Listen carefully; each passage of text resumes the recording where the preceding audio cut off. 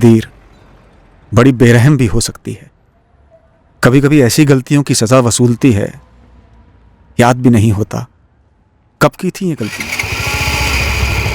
की भी थी या नहीं। फिर ख्याल आता है कि कहीं ये कोई कर्मों का खेल तो नहीं, कोई गलती जो शायद आज नहीं, कल परसों नहीं, सालों पहले नहीं, पर कहीं पिछले जन्म में ही ना की हो।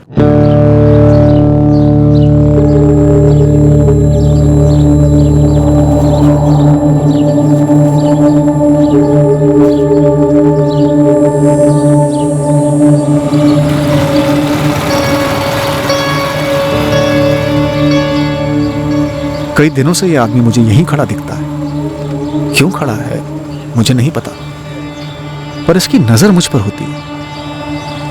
क्यों होती? क्या ये मुझ पर नजर रख रहा है? क्या ये मेरे बारे में कुछ जानता है या मेरे बारे में जानने भेजा गया है?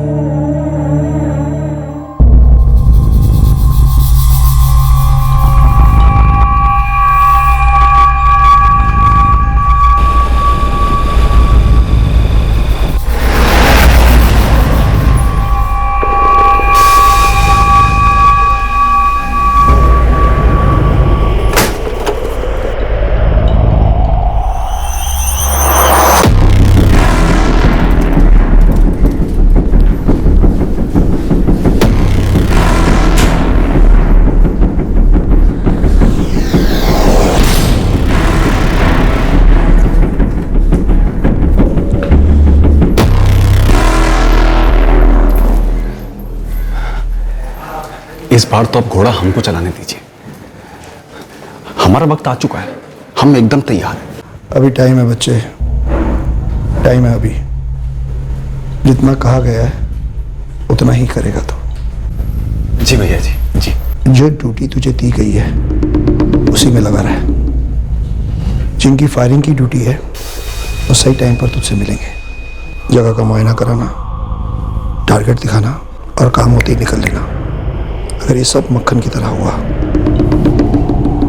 तो अगली जुबारी में घोड़ा तेरे हाथ में होगा।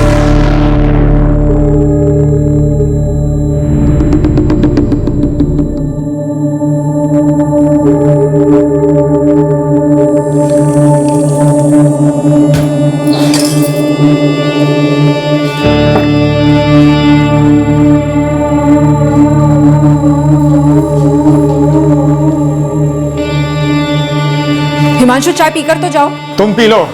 एक काम करो, ठंडी चाय से नहा लो।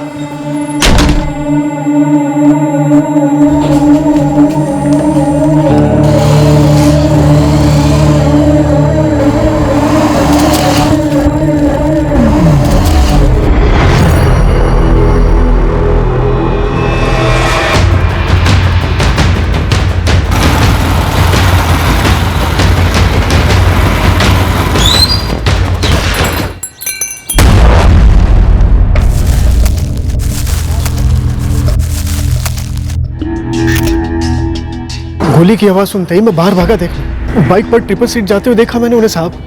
बाइक चलाने वाले के चेहरे पे गमछा था। हाउसिंग कॉलोनी के एक आदमी ने बताया कि हमारे पड़ोसी हिमांशु तिवारी को गोली लगी है। मैंने जैसे ही देखा अपने हिमांशु तिवारी पे गोली चली है, मैं चिल्लाते हुए कॉलोनी की तरफ गया। सर, सबसे पहले उनकी बीवी सुहासिनी जी को बताया, फिर बाकी लोगों को इकट्ठा किया। उनकी बेटी छोटी रंगोली वो हमारी दुकान पर ही आती है पेंसिल नोटबुक वगैरह लेने के लिए। हिमांशु तिवारी की मौत हो चुकी थी हॉस्पिटल ले जाने से पहले? जी हाँ, एम्बुलेंस आने से पहले 2-3 लोगों ने चेक किया था।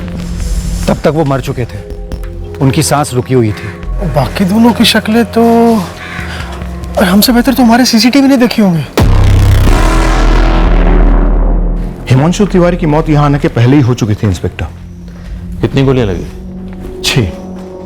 विक्टिम की बॉडी अभी पोस्टमार्टम के लिए भेज रहा हूँ। हिमांशु तिवारी की बीवी और बच्ची दोनों अभी भी सदमे में हैं।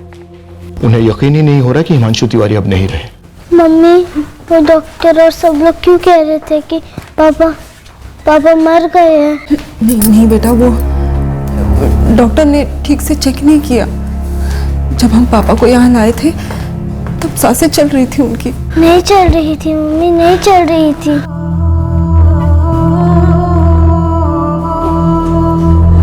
पुलिस। हिमांशु की सांसें चल रही है ना, मतलब कोशिश हो रही है ना उन्हें बचाने की। यहाँ लाने से पहले ही आपके पति हिमांशु तिवारी गुजर चुके थे।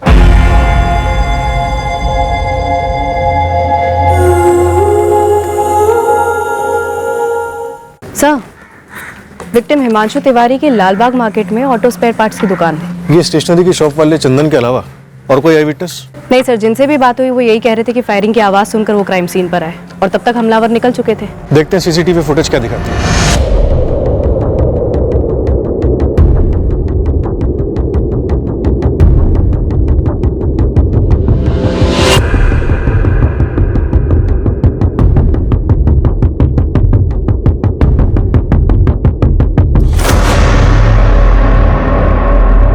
सर, दोनों शूटर में से एक शूटर वापस जाता है और 2 गोली दागता है, यानी डबल शूटिंग की गई, डबल श्योर होने के लिए कि टारगेट किसी भी तरह बचा नहीं रहे। लेकिन खुद को बचाने की कोई खास कोशिश नहीं की गई। सिर्फ बाइक सवार ने गमछा पहना हुआ है, बाकी के 2 लोग ऐसे ही हैं। जबकि शायद इन्हें मालूम होगा कि यहाँ सीसीटीवी लगा हो सकता है। सर, बाइक की नंबर प्लेट भी ब्लैंक है, इस बात का भी ख्याल रखा गया। सर, थोड़ा सा रिवाइंड करके देखते हैं।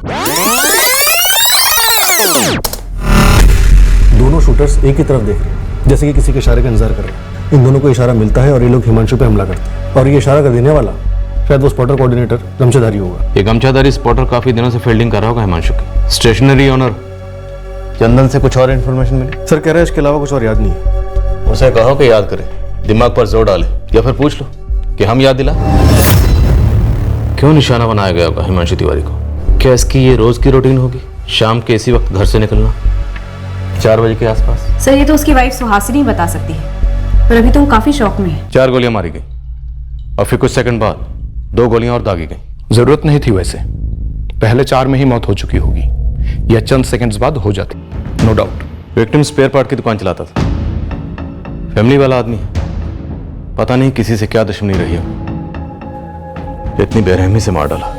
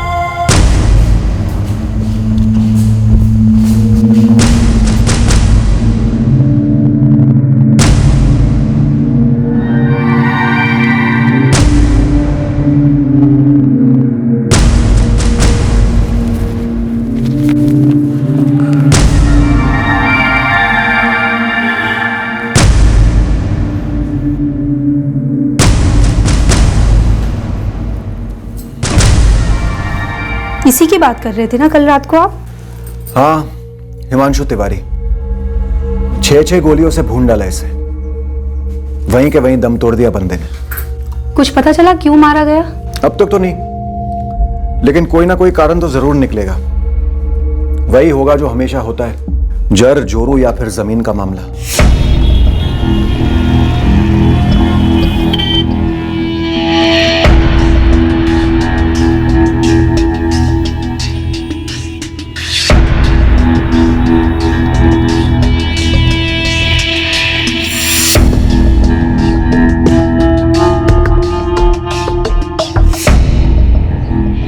छठे हुए पेशेवर शूटर्स लगते हैं। कहीं बाहर के ही होंगे साहब, वरना खुलेआम मर्डर करें और चेहरा भी ना ढकें। लेकिन ये गमछे वाला तो यहीं का लौंडा लग रहा है, तभी तो अपना थोबड़ा छुपा के रखा है। लेकिन बहुत जल्दी बेनकाब कर लेंगे हम लोग। अगर ये तीनों प्रतापगंज के बाहर के परिंदे हैं तो इनके उड़ने से पहले इनको पकड़ना होगा। हर जगह बात घुमा दो। जी मालिक। मैडम, पहले कभी इस गमछे वाले को यहाँ आसपास देखा हो? ऐसा ध्यान तो नहीं आ रहा, और इसका चेहरा तो वैसे दिखाई भी नहीं दे रहा। लेकिन आपको तो पिछले कुछ दिनों की सीसीटीवी फुटेज निकाल के दे देता हूँ। पूरे 1 हफ्ते की सीसीटीवी फुटेज निकालो। जी। 1 मिनट रुको, 2 हफ्ते की निकालो। हिमांशु दोपहर 1:30 बजे दुकान से आते, खाना खाते, फिर सो जाते। शाम को 4 बजे उठकर चाय पीते, फिर दुकान को जाते। ये डेली की रूटीन थी हिमांशु जी की, तो शायद हिमांशु जी की रूटीन को स्टडी किया गया। अब चूंकि बाजार में उनकी दुकान के बाहर उन्हें मारना मुश्किल था, इसलिए कॉलोनी के बाहर की जगह को चुना गया, और वो भी दोपहर का वक्त। पर जीजा जी क्यों सर? हिमांशु ने किसी का क्या बिगाड़ा था? देखिए, इस तरह की ज्यादातर पेशेवर हत्या किसी पुरानी दुश्मनी या रंजिश की वजह से होती। क्या ऐसा कुछ था? मेरे पति ने एक बार भी ऐसे किसी रंजिश या दुश्मनी की बात नहीं की थी। हाल फिलहाल में हिमांशु जी ने अपनी दुकान को लेकर या कारोबार को लेकर किसी परेशानी का जिक्र किया? ऐसे किसी परेशानी का जिक्र कभी नहीं किया उन्होंने। हमारा खुशहाल परिवार था सर, एक दूसरे के साथ हंसी खुशी रहते थे। हिमांशु चाय पीकर तो जाओ। तुम पी लो, एक काम करो, ठंडी चाय से नहा लो। सुहासिनी जी, आपकी लाल बाग वाली दुकान पर गौरव और विकास काम करते हैं, उनके साथ कोई खटास? वो लोग कई सालों से काम कर रहे हैं सर, भरोसेमंद है। क्या गौरव और विकास में से किसी ने कोई बड़ा लोन लिया था हिमांशु से? साहब, लोन लेने की कभी जरूरत ही नहीं पड़ी। हिमांशु से तनख्वाह वक्त पर देते रहे और बोनस भी देते रहे। साहब, उन्होंने तो हमारा बीमा भी करवाया था। सालों से काम करते थे ना उनके साथ? हाँ साहब। तो कभी किसी के साथ कोई अनबन, कोई दुश्मनी? 15 सितंबर को जब तुम्हारे सेठ हिमांशु दुकान पर आए और फिर दुकान से घर पर गए, तब उनका मूड कैसा था? 15 सितंबर को तो वो दुकान पर आए ही नहीं थे। तो फिर वो घर कहाँ से लौटे थे? सर वो तो पता नहीं, हम सुबह दुकान खोलकर काम पे लग गए थे। तो तुम लोगों ने फोन करके पूछा नहीं? हमें लगा वो अपने दूसरे काम पे गए होंगे, उनका प्रॉपर्टी का बिजनेस में था ना साहब। तो हिमांशु जी प्रॉपर्टी में भी डील करते थे, ब्रोकर थे? जी नहीं साहब, वो ब्रोकर नहीं थे, वो जमीनें खरीदते थे और जब उनके दाम बढ़ जाते थे तो बेच देते थे। सर, मैंने सुहासिनी से दोबारा वही सवाल पूछे जो आपने पूछे थे, लेकिन एक भी बार उसने प्रॉपर्टी डीलिंग के बिजनेस के बारे में जिक्र तक नहीं किया। ऑड है सर। क्या उसने जानबूझकर नहीं बताया कि हिमांशु परसों दुकान पर नहीं गया था? सर, क्राइम सीन से हिमांशु का फोन बरामद हुआ है। कुछ मिला शक करने लायक? किसी राजू चौधरी को कई कॉल्स हुए हैं 15 को, और उससे पहले भी कई बार। सर, इस राजू चौधरी से हिमांशु की लगभग रोज बात होती थी, दिन में कई दफे, लेकिन क्रियाक्रम के वक्त कोई राजू चौधरी नाम का आदमी आया नहीं था। इस राजू चौधरी का फोन स्विच ऑफ है? नहीं सर, ऑन है। मैंने मिस कॉल दिया था, कॉल रिकॉर्ड्स मंगाए हैं, सोचा फिर उठाते हैं। और हिमांशु के call records? On the way हैं सर। सर, हिमांशु के कॉल लिस्ट में सुहासिनी के 6 मिस्ड कॉल्स हैं, परसों सुबह 11:30 से 1:15 बजे के बीच के, जो शायद हिमांशु ने मिस किए या फिर उठाए नहीं। चंदन स्टेशनरी वाले की सीसीटीवी फुटेज से कुछ मिला? नहीं सर, चंदन ने 3 हफ्ते की फुटेज खंगाली। इनफैक्ट हमने भी फुटेज रीस्कैन की, लेकिन उसमें कोई भी बंदा ऐसा स्पॉट नहीं हो रहा है जो गमछेधारी की बॉडी टाइप से मैच करता हो या फिर कोई किसी पर नजर रख रहा हो।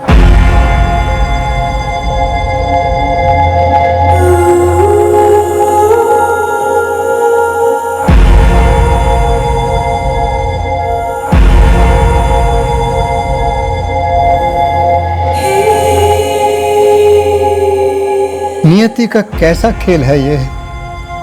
हिमांशु के साथ ही ऐसा क्यों? ऋषि, बहू कुछ जानते हैं क्या? पता नहीं बाबूजी। सर, हम आपको कितनी बार बता चुके हैं कि हमको नहीं मालूम उस दिन हिमांशु सेठ कहाँ थे। और साहब, उस दिन भाभी जी ने भी हमें फोन किया था। क्यों? यही पूछने के लिए कि उस दिन हिमांशु सेठ कहाँ थे। हिमांशु दुकान पर नहीं आए क्या आज? तो फिर कहाँ गए विकास? कल निकलते वक्त कुछ बोले नहीं भाभी जी, और आज सुबह से आए नहीं है वो। कल पक्का आए थे?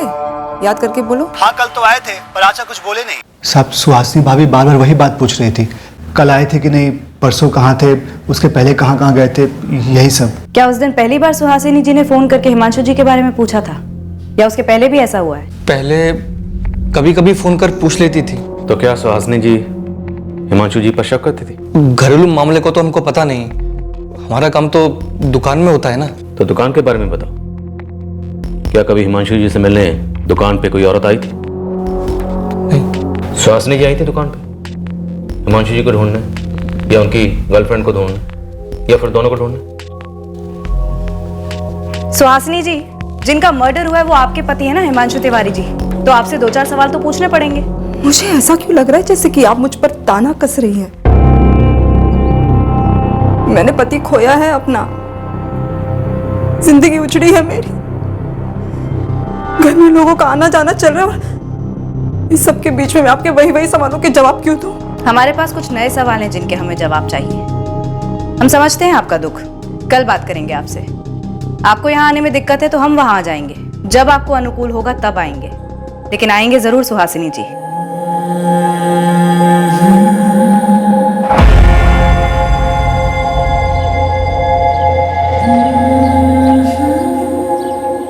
तुम और रंगोली कुछ दिनों के लिए हमारे यहाँ शानपुर क्यों नहीं आ जाते?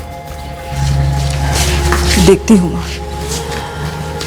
यहाँ पर भी बहुत सारे अधूरे काम पड़े हैं, समझ में नहीं आ रहा है माँ, शुरुआत कहाँ से करूँ?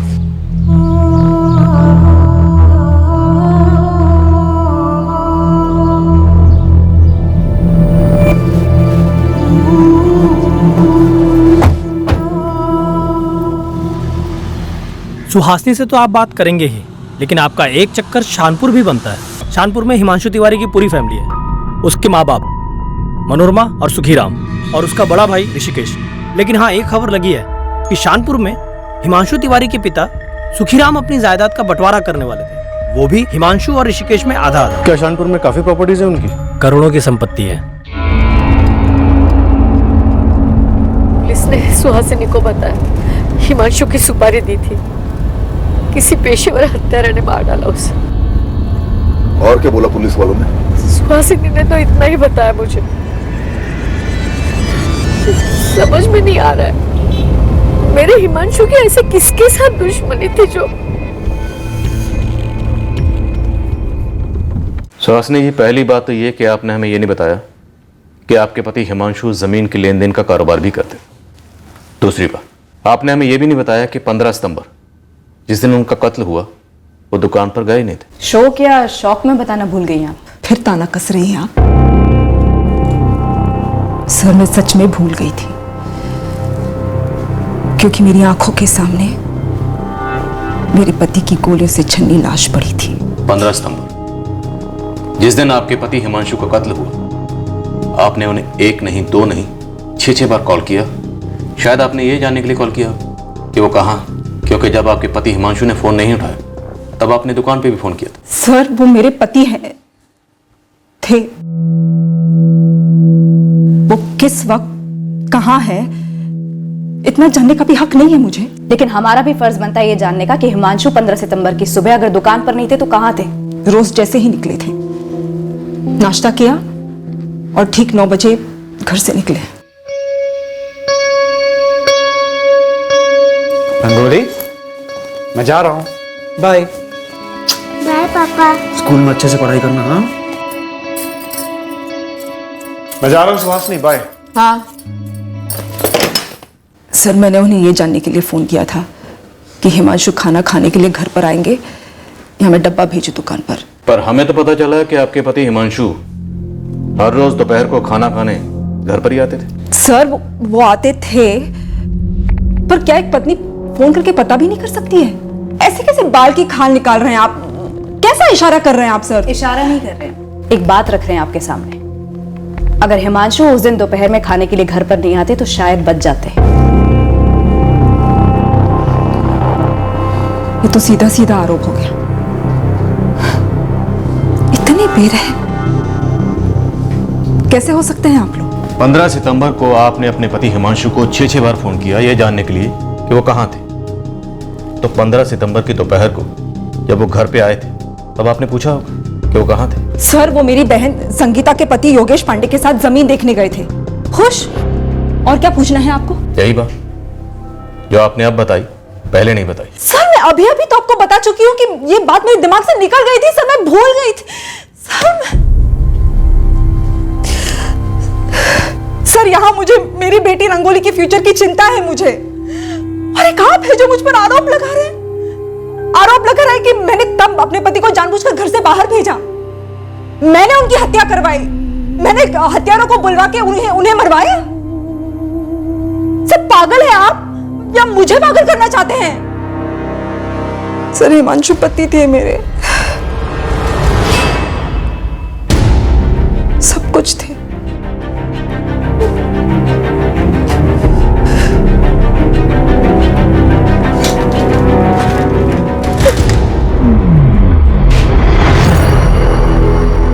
ये सुहासिनी जितना बता रही है उससे कहीं ज्यादा छुपा रही है।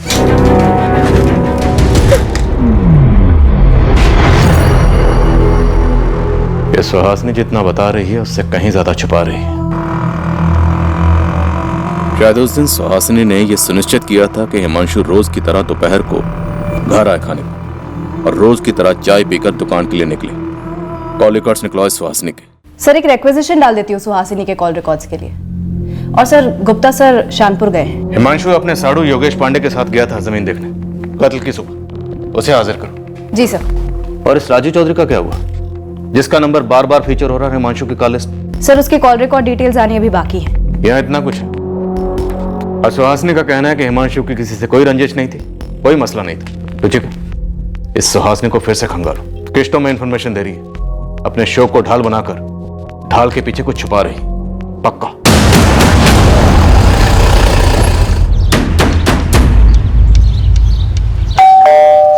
आपका शक बेहुदा है।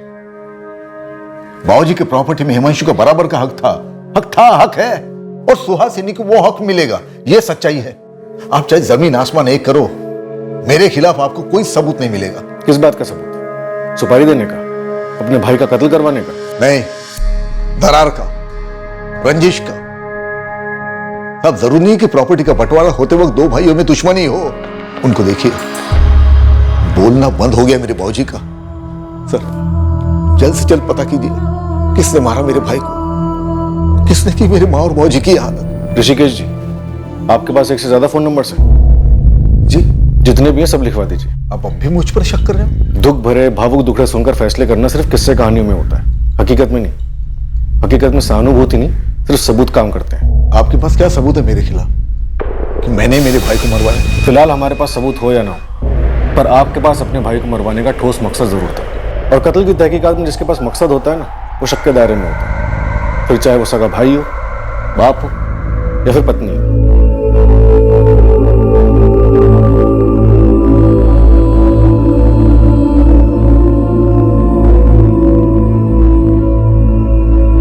मम्मी, जब आप और पापा की लड़ाई होती थी मुझे बहुत रोना आता था।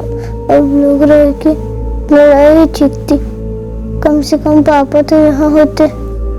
मुझे पापा की बहुत याद आ रही। मुझे भी बेटा। तो फिर आप उनके साथ इतनी लड़ाई क्यों करती थी? मम्मी, पापा को किसने मारता रहा? क्यों मारता रहा? मुझे नहीं पता बेटा, मुझे नहीं पता।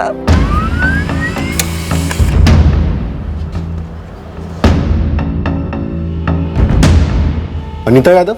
जो नंबर हिमांशु ने राजू चौधरी के नाम से सेव किया था वो दरअसल किसी अनीता यादव का है। एक आदमी अपने मोबाइल में एक औरत का नंबर एक आदमी के नाम से क्यों सेव करेगा? ताकि उसकी बीवी को शक ना हो, पता ना चले।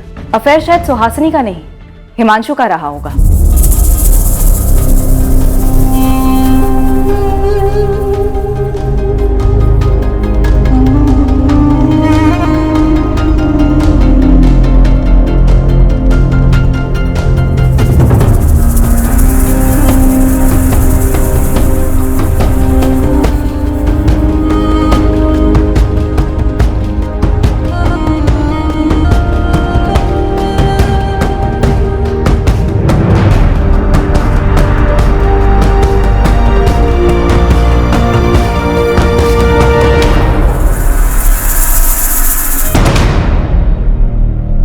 सर इतने कॉल्स होते रहे हिमांशु और अनीता यादव के बीच में, मतलब रिश्ता करीब ही रहा होगा। लेकिन अनीता यादव ना तो हिमांशु के क्रियाक्रम में आई और ना शोक सभा में। अनीता से ही पूछ लेते हैं, वो बिजी थी या छुप रही थी? जमीन मेरी नजर में आई थी, ये प्रतापगंज शानपुर रोड पर, और मैं पहले भी हिमांशु को इस जमीन के बारे में बता चुका था। तो 15 सितंबर को आप और हिमांशु वो जमीन देखने गए? जी, जमीन के मालिक से बात भी हुई थी हमारी।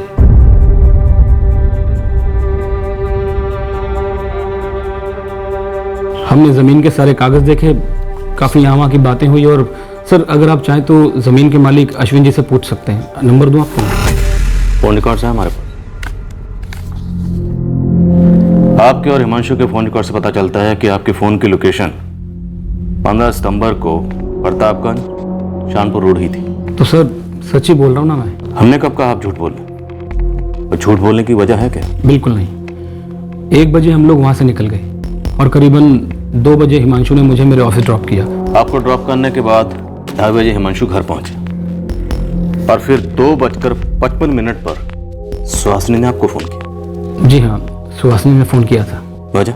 वो सर बस सुहासिनी पूछ रही थी कि हाँ योगेश, आपने और हिमांशु ने नई जमीन देखी थी क्या आज? हाँ सुहासिनी, बढ़िया जमीन है। मैं और हिमांशु सौदा पक्का करने की सोच रहे हैं। अच्छा, वैसे क्यों पूछ रही हो तुम? बस ऐसे ही। तो क्या सुहासिनी भी जमीन के लेन देन में हाथ बटाती थी? जी नहीं सर। तो फिर फोन क्यों किया? वो ऐसे ऐसे ही सर। फिर 3:55 पर जैसे ही हिमांशु घर से निकला, सुहासिनी ने आपकी पत्नी संगीता को फोन किया। सर सगी बहनें हैं दोनों। वो दोनों सगी बहनें हैं। आप सगे जीजा हैं और हिमांशु सगा पति था, जो इस फोन कॉल के दौरान ठीक 4:01 पर 6 गोलियों से भून दिया गया। सर मुझे समझ नहीं आ रहा कि ये दोनों बातें आपस में जुड़ी कैसे। आप कहना चाहते हैं कि क्या संगीता और सुहासिनी को मालूम था? मालूम था क्या? आप कहना चाहते हैं कि संगीता और सुहासिनी मिलकर हिमांशु को, सर ऐसा क्यों करेंगी वो? यही तो हम जानना चाहते हैं। हमें सुहासिनी पर गहरा शक है। कोई अंधा भी बता सकता है कि सुहासिनी और हिमांशु के बीच में शक की गहरी खाई थी। सर मुझे कुछ नहीं पता। सर मैं एक ब्रोकर हूँ, जमीनों की डील करता हूँ। हिमांशु भी यही काम करता था। हमने कुछ जमीनें मिलकर खरीदी और अच्छा दाम मिलने पर मुनाफा बांट लिया। संगीता और सुहासिनी बहनें हैं, लेकिन सर वो अपनी जिंदगी जीते हैं, हम अपनी। सर मुझे इस बात का बिल्कुल भी अंदाजा नहीं है कि हिमांशु और सुहासिनी के बीच में कुछ गलत था। अनीता यादव कौन? कौन अनीता यादव सर? जी वो कुछ वजह से मैं हिमांशु की शोक सभा में नहीं आ पाई। क्या वजह है अनीता जी? वो पर्सनल है। आप कभी हिमांशु की पत्नी सुहासिनी से मिलने नहीं गई, दुख जताने? कोई पर्सनल कारण? मैं सुहासिनी को नहीं जानती, बस उनके बारे में जानती हूँ। पर वो आपके बारे में नहीं जानती? शायद नहीं जानती हो। कैसे जाने? हिमांशु के फोन में तो आप राजू चौधरी हो। ये आपका निकनेम है या इसका भी कोई पर्सनल कारण है? साहब ये अनीता यादव IIM रोड पर चांदनी अपार्टमेंट में रहती है और उसका पति शरद किशोरीपुर में रहता है। अलग हुए? ना साहब, ट्रांसफर पर। अनीता का पति शरद PWD में इंजीनियर है। अनीता और शरद का कोई बच्चा नहीं है साहब। अनीता का पति शरद का किशोरीपुर में पर्चा खोलो। जी साहब, बिल्कुल। अच्छा, उन दोनों शूटर्स का कुछ पता चला? और उस गमछे वाले का? साहब वो दोनों शूटर 101% बाहर के हैं। उन दोनों को अपनी पूरी बिरादरी में किसी ने नहीं पहचाना। लेकिन वो गमछे वाला तो यहाँ का हो सकता है। बिल्कुल हो सकता है साहब, लेकिन उसने गमछा इतना टाइट बांध रखा है कि इतनी सी भी पहचान नहीं मिल रही है उसकी। सर 15 सितंबर को जब हिमांशु घर से बाहर निकला था 4 बजे, तब पति पत्नी में घमासान झगड़ा हुआ था। पड़ोसी ने बताया? हाँ सर, एडवोकेट रीटा मिश्रा ने। बगल वाला घर उसी का है। देखिए, झगड़े किस जोड़े के बीच में नहीं होते, पर चूंकि ये मर्डर का मामला है इसीलिए बता रही हूँ आपको। रोज होते थे झगड़े? कभी कोई मारपीट? कभी कोई मारपीट ना देखी ना सुनी। और सच कहूँ, मैं इन सब चीजों पर इतना ध्यान ही नहीं देती, टाइम ही नहीं है मेरे पास। पर उस दिन मेरे एक क्लाइंट घर आए हुए थे, प्रकाश सिंह, और इन लोगों के चिल्लाने की आवाज से हम डिस्टर्ब हो रहे थे। रीटा जी, मुझे लगता है ये पॉइंट हमारी तरफ से काम करेगा, इसे उठाना चाहिए। जरूर उठाएंगे प्रकाश जी। और ये पर मैं कहाँ जाऊँ? मुझे तो 24 घंटे पूरी जिंदगी रोज का है इनका ये झगड़ा। आप बताइए, आप क्या कह रहे थे? मैं कह रहा था वो ऐसा क्या करता हूँ मैं? क्या तकलीफ देता हूँ तुम्हें? बोलो ना। हम अंदर चलकर काम करते हैं। सारा दिन घर पे बैठ के प्लान बनाती रहती हो, कैसे जान खाई जाए हिमांशु की। झगड़ा बढ़ गया तो मैं प्रकाश जी को लेकर अंदर वाले कमरे में चली गई। हम डिस्कस ही कर रहे थे, यही कोई 10-1 मिनट ही हुआ होगा, तभी पूरी कॉलोनी में चिल्लाने की आवाजें आने लगी। अरे हिमांशु जी को गोली मार दी किसी ने।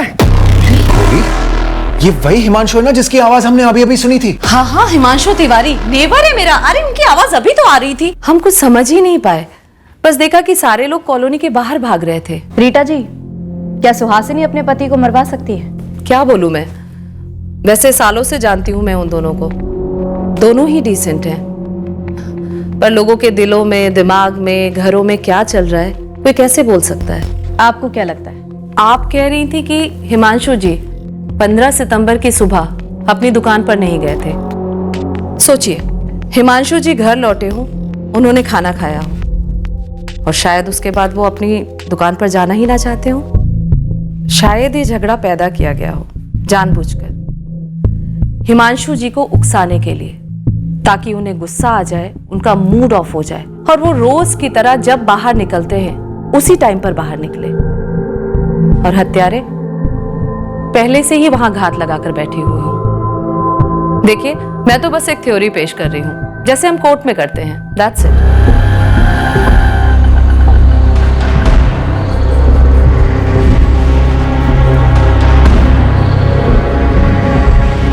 मुझे कोई आइडिया नहीं कि हिमांशु ने मेरा नंबर अपने मोबाइल में राजू चौधरी करके क्यों सेव किया था।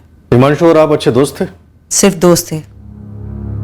आप जैसा समझ रहे वैसा कुछ भी नहीं था। हम क्या समझ रहे? यही ना कि हमारा अफेयर था। बिल्कुल नहीं था। वेल, अगर था भी तो इस वक्त हिमांशु तो है नहीं जिससे पूछे।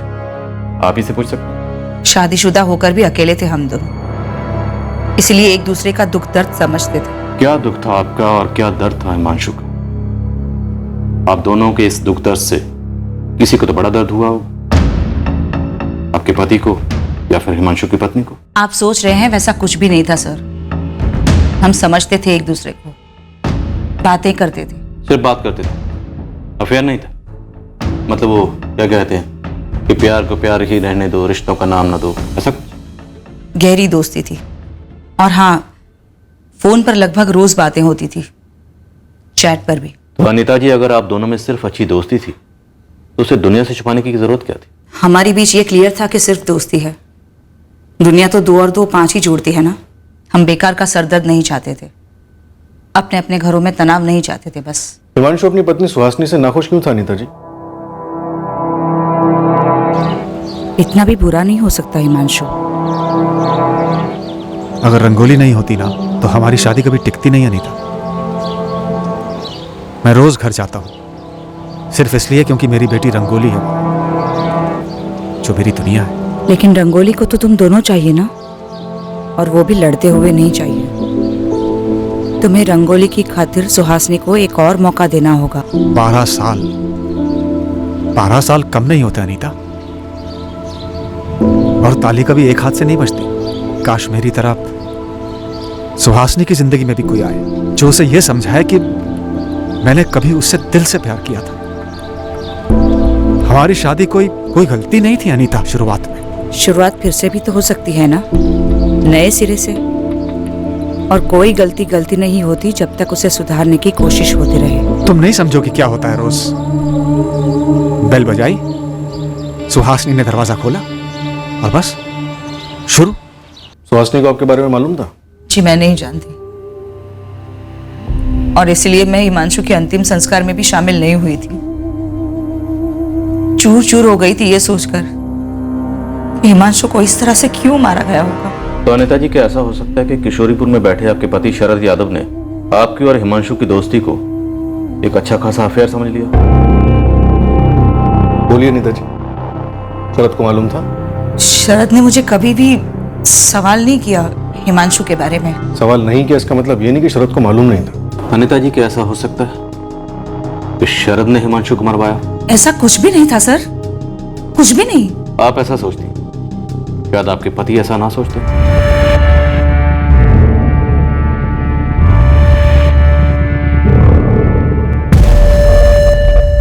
ये हाफिज मलिक और ये यूनुस शेख। कौन से गिरोह के? कोई माई बाप नहीं इनका। ये तो एक दूसरे के भी नहीं है, लेकिन एक खबर पता चली है कि 15 सितंबर की सुबह प्रतापगंज स्टेशन पे दोनों दिखे थे। दोनों बहुत ही शातिर हैं, काम के लिए फोन भी नहीं रखते हैं। नया काम, नया सिम कार्ड। काम हुआ, सिम कार्ड फेंका। किसी लॉज में चेक इन भी नहीं किया, कहीं चाय भी नहीं पीते कि पकड़ सके। बस काम किया, धाएं धाएं धाएं और निकल लिया, एकदम मक्खन। जावेद, तू और असलम इस इलाके का हीरो होने का दावा करते हो, लेकिन अभी तक ये पंटर कौन है इसके बारे में कुछ भी खबर नहीं मिली तुम्हें। क्या अगर सो रहे हो तुम दोनों? पूरी फील्डिंग कर रहे हैं, बहुत जल्दी कैच कर लेंगे। एक पत्नी जो शायद शकी थी, एक दोस्त जो शायद प्रेमिका थी, लेकिन अब तक हम हिमांशु के हत्यारों तक नहीं पहुंचे। किसी के भी फोन रिकॉर्ड से कुछ नहीं मिला। कहीं ऐसा तो नहीं हम गलत रास्ते पर चल पड़े? बिना फोन कॉल के भी मर्डर की प्लानिंग हो सकती है, हुई भी है। हाँ, होती है। चलो मान लेते हैं कि इस मर्डर की प्लानिंग भी आमने सामने बैठकर हुई। पर गुप्ता, सामने बैठने वाला कौन है, कहाँ है? सर, हिमांशु का भाई ऋषिकेश, शानपुर से। इसके खिलाफ कुछ मिला? इसके फोन रिकॉर्ड से कुछ निकला? बात करो। हाँ ऋषिकेश, बोलो। सर, ये पेशेवर हत्यारे सस्ते तो नहीं आते होंगे ना? क्यों, तुमसे ज्यादा चार्ज किया क्या, या फिर मार्केट रेट क्या चल रहा है ये पता करने के लिए हमें फोन किया है? सर, बात मेरे भाई के मर्डर की है। इसलिए मजाक ना करे तो बेहतर है। सुनिए, हमारी एक बहन है दूर की, मीना त्रिपाठी, बेलागर में रहती है। हितेश बेटा, चलो गरम गरम खाना खा लेते हैं। बस मामा 2 मिनट। कोई 2 मिनट वो मिनट नहीं। विधवा है मीना। कुछ 1.5 महीने पहले उसने अपने मरहूम पति की प्रॉपर्टी बहुत ही घाटे में बेची थी। और तुम्हें लगता है मीना को पैसे चाहिए थे सुपारी देने के लिए? बस ऐसे ही ख्याल आया, वैसे सबूत नहीं है मेरे पास कोई। इस ख्याल के पीछे का पुलाव क्या है? क्या मीना के पास कोई मकसद था हिमांशु को मरवाने का? हाँ, मीना सबको बताई जा रही थी कि हिमांशु ने उसके साथ बड़ी नाइंसाफी की है। कैसी नाइंसाफी? मीना के पति की 2 साल पहले एक्सीडेंट में मौत हो गई। तब से ससुराल वालों के साथ जायदाद को लेकर मीना की प्रॉब्लम चल रही थी। मीना के ससुर ने हिमांशु को बंटवारे के बारे में राय देने के लिए कहा, जो कि हिमांशु ने अपनी तरफ से दे दी थी, पर मीना को रास नहीं आई थी। तब से हिमांशु के लिए दिल खट्टा हो गया था मीना का। इतना खट्टा हो गया कि इतनी कीमती प्रॉपर्टी आधे दाम में बेचकर सुपारी के लिए पैसे जुटाए गए। ये मीना त्रिपाठी वाला एंगल गूगली है फुल टॉस, जिसे ऋषिकेश ने हमारा फोकस भटकाने के लिए हमारी तरफ फेंका। फिर भी चेक करते हैं, इतना भी इम्पॉसिबल नहीं है। बदले की आग लॉजिक कब से देखने लगी? सब ये सुहासिनी भी बड़ी अजीब मिट्टी की बनी हुई है, जैसे काफी चिकनी चुपड़ी मिट्टी है। शादीशुदा लगती नहीं है आप। जब शादी होगी तब समझोगी। हर पति पत्नी के बीच में नोकझोंक होती है, और एक आप हो, उसे एक भयंकर साजिश का रंग दे रही हो। कातिल पकड़ने की ताकत नहीं है आप में, तो पीड़ित को ही कातिल बताएंगे? सुहासिनी जी, सबसे पहली बात तो ये कि आप शादी पर लेक्चर मत दीजिए, और दूसरी बात ये कि कौन कातिल है कौन पीड़ित ये हम पता लगा लेंगे। हाल फिलहाल हम ये पता लगा चुके हैं कि आपके पति हिमांशु ने गोली खाने के पहले आपकी डांट खाई थी। और फिर मैंने हत्यारों को फोन किया तुरंत, और फिर चंद मिनटों में वो हमारी कॉलोनी के बाहर भी आ गए। मतलब सीधे आसमान से टपक गए क्या? तुरंत आप हमारे थाने में तशरीफ ले आइए सुहासिनी जी। लगता है आपके घर में कोई करीबी बेवक्त गुजरा नहीं है। वैसे 13 दिनों तक हम घर के बाहर कदम भी नहीं रखते। 13 दिन की पाबंदी आपके ऊपर होगी, आप उसका पालन कीजिए। हमारे ऊपर कोई पाबंदी नहीं है, इसलिए हम आपके घर आ रहे हैं।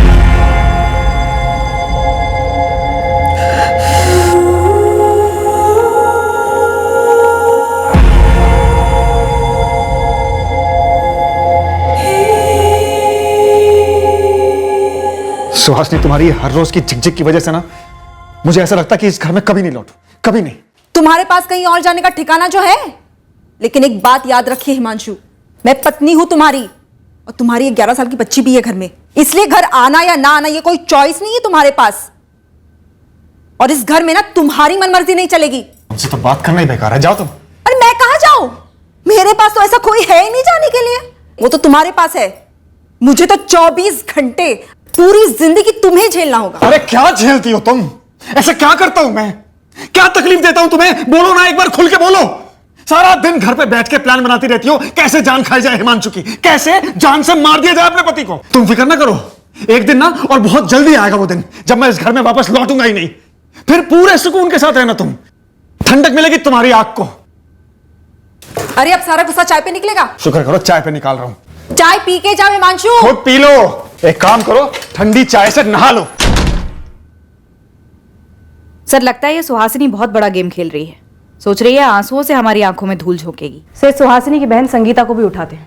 ये सुहासिनी हमारी पहली सस्पेक्ट नंबर 1 थी, और अब ये बेलागढ़ की मीना, हिमांशु की कजन भी आ गई हमारी लिस्ट में। और सर, अनिता का हस्बैंड शरद यादव तो जाहिर सा सस्पेक्ट है। जब हमने इस केस की तहकीकात शुरू की तब हमें बताया गया था कि हिमांशु एक बहुत ही सीधा साधा इंसान है, जिसकी किसी के साथ कोई दुश्मनी नहीं हो सकती। सर, शायद वाकई में सीधा साधा इंसान रहा होगा हिमांशु, तभी तो शक नहीं कर पाया कि कोई उसके खिलाफ साजिश कर सकता है। और अब उसके कत्ल के बाद हमारे हाथों इस साजिश की कोई भी कड़ी नहीं लग रही है। सर, ये अनीता दोस्ती वोस्ती कुछ भी बोले, लेकिन ये अफेयर ही रहा होगा। लेकिन ऐसी फीलिंग आ रही है कि ये मर्डर शायद इस अफेयर से ना जुड़ा हुआ, किसी और अफेयर से जुड़ा हुआ, शायद सुहासिनी के किसी अफेयर से।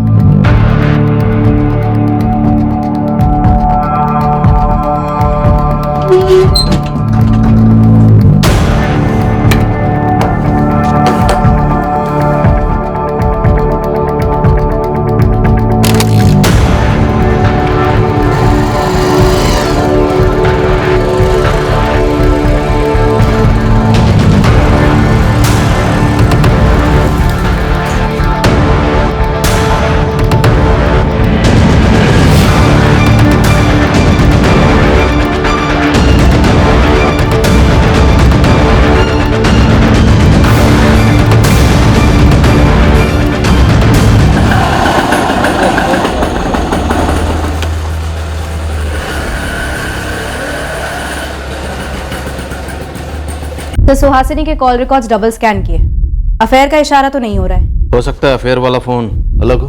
फोन नेटवर्क से चेक करती हूँ सर। वैसे सुहासिनी बाहर बैठी है और उसकी बहन संगीता निकल चुकी है सर, ऑन द वे है। दोनों से अलग अलग पूछताछ करेंगे और अगर जरूरत पड़ी तो फिर एक साथ भी।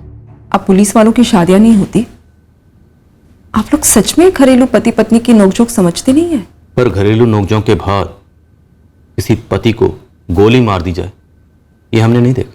हमारी नोकझोंक के बाद कोई चांद पर रॉकेट भेजता या कहीं भूकंप आ जाता तो भी आप मुझे ऐसे ही थाने बुलाकर बेकार में बिठाकर हमारी नोकझोंक से कनेक्शन जोड़ते, है ना सर?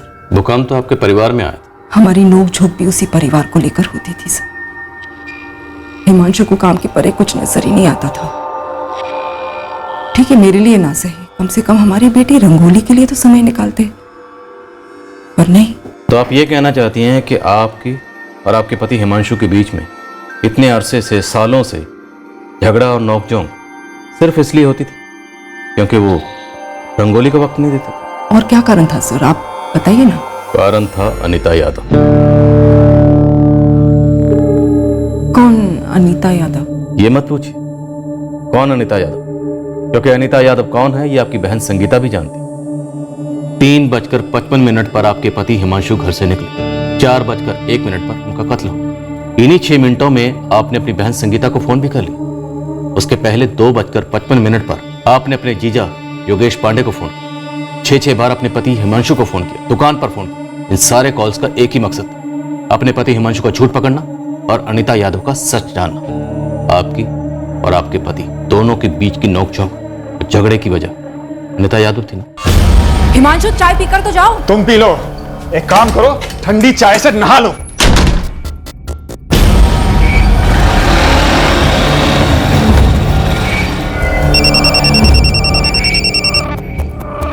हाँ सुहासिनी बोल। मुझे लगता है कि योगेश भी झूठ बोल रहा है। तो तुझे लगता है कि योगेश भी जीजाजी का साइड ले रहा है? इधर हिमांशु आग बबूला होकर घर से बाहर निकला और उधर सुहासिनी ने तुम्हें फोन किया। गपशप करने के लिए तो फोन किया नहीं होगा। दरअसल गपशप करने के लिए ही किया था। बहनें हैं हम दोनों और सबसे अच्छी सहेलियां भी। ये तो हमारी बदनसीबी है कि उसी वक्त किसी ने जीजाजी की हत्या कर दी, और उससे भी बड़ी बदनसीबी ये कि उनके कातिलों का पता लगाने के बजाय आप लोग हमारे जख्मों पर नमक रगड़ रहे, खासकर मेरी बहन के। क्या आप दावे के साथ कह सकते हैं कि उनकी जिंदगी में कोई औरत थी और वो ये अनीता यादव थी? सबूत क्या है आपके पास? सुहासिनी जी, अफेयर के सबूत तो आपको मिले हों, तभी तो हिमांशु को मौत मिली। मत कहिए ऐसा सर, मैं तो कभी पता लगा ही नहीं पाई। सर मुझे लगता जरूर था कि कोई है, पर वो कौन है मैं कभी जान नहीं पाई। और आप अब मुझे बता रहे कि कोई थी, वाकई में थी। आपको कैसे पता चला? वैसे ही जैसे आपको पता चला राजू चौधरी से, जिससे आपके पति हिमांशु की कई बार बात हो। राजू चौधरी?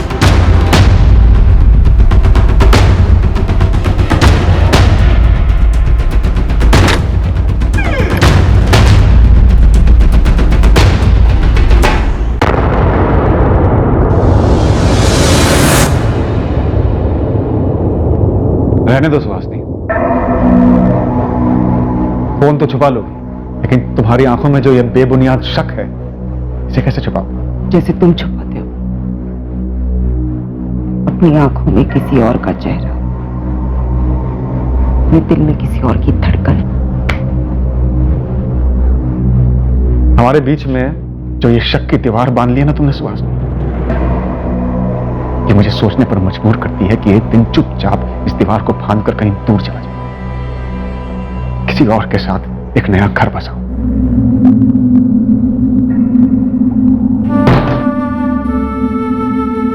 अनीता का नंबर हिमांशु ने राजू चौधरी के नाम से सेव किया था।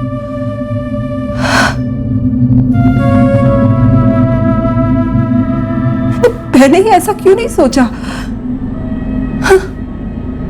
जिस राजू चौधरी से हिमांशु रोज बात करते थे, रोज, पर मैंने हिमांशु के मुंह से एक बार भी उसका नाम नहीं सुना कभी। आपको कैसे पता चला? वो लोग किसी होटल में मिलते थे। मुझे उसकी तस्वीर दिखा। अब रहने भी दीजिए सुहासिनी की। आपकी ये नौटंकी आपकी असली तस्वीर दिखा रहा। आप हमें उस आदमी की तस्वीर दिखाइए जिससे आपका अफेयर था। बकवास मत कीजिए आप सर। इतने साल तक हिमांशु मुझे बोलते रहे कि मैं शकी हूं, मुझे वहम है, मैं चिड़चिड़ी होती जा रही हूं दिन भर, एक सरदर्द हूं मैं। 6 फोन का क्या मतलब है? तुम 12 फोन करती ना तब भी मैं नहीं उठा था, क्योंकि मैं बिजी था। किसी की भी पत्नी अगर 6 फोन करती ना हिमांशु, तो पति एक बात तो सोचेगा कि 6 फोन क्यों किया, क्या अर्जेंट बात क्या होगी। कितना भी बिजी हो हिमांशु, उसके लिए फैमिली सबसे पहले आएगी, सबसे पहले। तुम किस चीज में बिजी थे हिमांशु? किसके साथ बिजी थे? तुमने अभी तक पता नहीं लगाया है? अरे ये तो बड़ी अजीब बात हो गई आज। दुकान पे तो पक्का फोन किया होगा। नहीं, संगीता को जरूर फोन किया होगा। तो उसने बताया नहीं कि मैं उसी के पति योगेश के साथ शानपुर हाईवे के पास वाली जमीन देखने गया था। जमीन देखना बिजी होता है क्या? हाँ हिमांशु, तुम अपने दिल पर हाथ रखकर बताओ मेरा फोन क्यों नहीं उठाया तुमने? सर दर्द। पहले जब तुम मुझ पर 24 घंटे शक करती थी ना, तो मेरे सर में दर्द होता था, लेकिन अब लगता है तुम खुद कितना बड़ा सरदर्द हो। जो भी करती हो, जो भी कहती हो, वो बस शक की कड़वी चाशनी में डूबा हुआ होता है। कितना मीठा बोल रहे हो हिमांशु, कितना मीठा बोल रहे हो। कहां से सीखा तुमने ऐसा बोलना? हाँ, क्या नाम क्या है उस मैडम का जिसने सिखाया तुम्हें? नाम बताकर तुम्हारी नींद क्यों हराम करो? तुम सिर्फ इतना समझ लो कि उसका नाम सुहासिनी नहीं है। और हाँ, मैं उसी के साथ था। हम दोनों मिलकर प्लान कर रहे थे कि कैसे एक हुआ जाए। मैं तो एक अरसे से प्लान कर रहा हूं, बस उसको अंजाम देने के लिए सही मौका ढूंढ रहा हूं। हाँ सच है, ढूंढ ही रहे होंगे तुम। किसी को अगर जीते जी नर्क में जाना हो ना, तो मैं उसे अपनी जिंदगी दे दूं। मैं हिमांशु से लड़ी थी क्योंकि मुझे लगभग यकीन था कि हिमांशु योगेश के साथ नहीं था। सुहासिनी के दिमाग में एक शक घर कर गया था कि जीजा जी का किसी से कोई अफेयर चल रहा है। और उस दिन दोपहर का फोन किस बारे में था? पता करने कि कहीं मेरे पति योगेश झूठ तो नहीं बोल रहे। सुहासिनी, अब ये थोड़ी ज्यादा ही जाती नहीं हो रही है? संगीता, जाती मेरी जिंदगी के साथ हो रही है। हिमांशु तो कई बार कह चुके हैं मुझे कि वो मुझे एक ना एक दिन छोड़ देंगे। पर योगेश जीजा जी का साथ क्यों देंगे? शायद मर्दों की सोच ही ऐसी हो, एक दूसरे के अफेयर्स छुपाओ। तो अब तुम योगेश पर भी अफेयर का आरोप लगा रही हो। सुहासिनी, असलियत में जीना सीखो, ये वहमों के कैद खानों से बाहर निकलो। हिमांशु ने ये सब कहा है मुझे। संगीता, मैं कोई मनगढ़ंत कहानी नहीं बता रही हूँ तुम्हें। पर सुहासिनी, तुमने कभी सोचा है जीजा जी ने खुद सामने से आकर ये बात नहीं कही होगी। हमेशा किसी झगड़े के आखिर में ये बात कही होगी, और झगड़ा हमेशा तुम ही शुरू करती हो। तुम भी उसी का साथ दे दो, जाओ तुम। ये वहम, ये अफेयर वाला शक कब पैदा हुआ? कब का तो मुझे नहीं पता, लेकिन काफी वक्त से था जरूर। संगीता, तुमने इतनी बड़ी बात हमसे छुपाई, और क्या छुपा रही हो? क्या मतलब है आपका? तुम्हारी बहन सुहासिनी दूध की धुली है या फिर वो भी अफेयर का इत्र लगाती थी? ये क्या बेहुदा बातें कर रही है आप? तो मैं गलत नहीं थी? पूरी तरह सही भी नहीं थी। हम ये जानना चाहते हैं कि कहीं अपने वहम को दूर करने के लिए आपने अपने पति हिमांशु को तो दूर नहीं कर दिया? मैंने नहीं मारा हिमांशु को सर। मैं कितनी बार वही बात बताऊं आपको। अरे सुहासिनी भाभी जी, अरे हिमांशु जी को गोली मार दी किसी ने। भाभी जी, क्या हुआ? अरे हिमांशु जी को गोली मार दी किसी ने। क्या बकवास कर रहे हैं आप? अरे भैया कहाँ जा? अरे कॉलोनी के बाहर पड़े हुए खून बह रहा है। हाँ। कहाँ? मैं एम्बुलेंस में प्रार्थना करती रही हिमांशु बच जाए।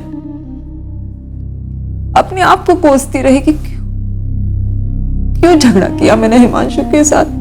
कितनी बार सोचा मैंने कि काश झगड़ा नहीं किया होता मैंने उनके साथ। शायद वो उस दोपहर को घर पर आराम करना चाह रहे थे, बस झगड़े की वजह से वो गुस्से में निकल गए। नहीं चाहते तो बच जाते, पर एक ना एक दिन वो जाते मुझे छोड़कर, रंगोली को मुझसे छीनकर किसके साथ जाते हैं ये मैं कभी पता नहीं कर पाती। सर, आप इस अनीता यादव से मिले हैं ना? कब शादी करने वाले थे वो? शायद आपको शादी की तारीख पता चल गई थी, इसलिए हो सकता है कि इससे पहले के दोनों शादी करते आपने हिमांशु की सुपारी दे दी। आपको हत्यारों से किसने मिलवाया? गिरोह का सरदार कौन था? आप पता लगाइए ना, जैसे आपने अनीता यादव का पता लगाया।